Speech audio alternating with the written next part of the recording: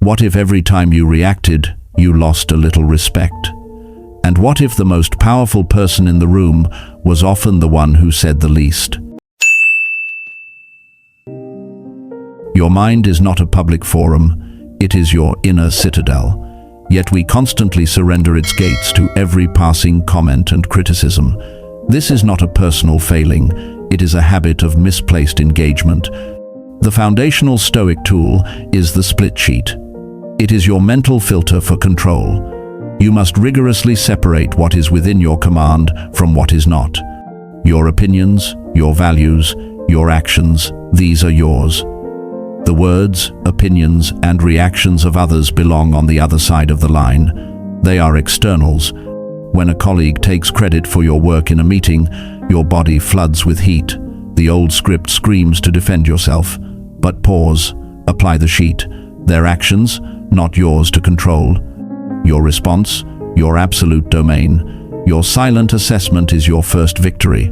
The micro move is this rehearsal. Before your next potentially tense interaction, take 60 seconds.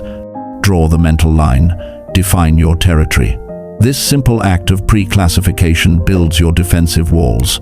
You stop leaking energy into unwinnable battles. You begin to operate from a position of unshakable choice. Your calm is no longer luck, it is architecture. Silence is not a vacuum. It is a space for deliberate judgment. Most reactions are not responses. They are emotional reflexes wearing a clever disguise. The Stoic Ladder gives you a 3-step path from raw impulse to empowered action. First, state the bare fact. Not the story, just the event. He interrupted me. Second, reframe the narrative with reason. Is this a personal attack or a reflection of their own haste or insecurity?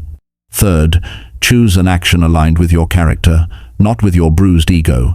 Imagine your partner dismisses an idea you shared. The reflex is to counter-dismiss or sulk, climb the ladder. Fact, they said, that will never work. Reframe, this is their opinion, not a final truth. It comes from their perspective, not my worth. Action, I can calmly ask, what specific concerns do you have? Or I can simply note it and revisit later. You respond to the substance, not the sting.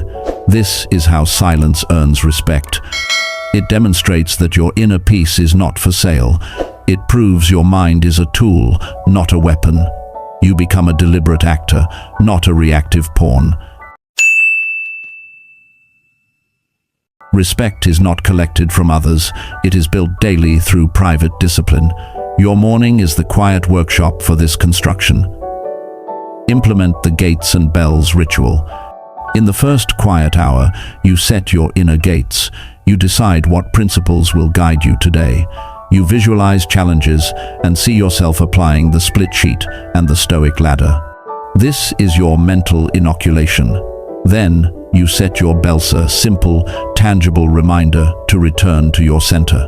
It could be a specific breath you take each time your phone pings with a message, or a moment of posture check before you speak.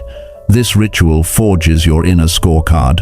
Your validation comes from living in agreement with your defined nature, not from the fleeting applause of the crowd. You are carving a statue of character from the marble of each day.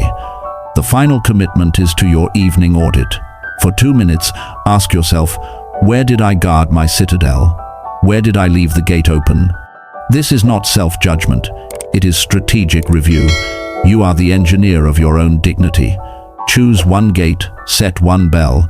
Start the carving now. Your silent authority awaits your command.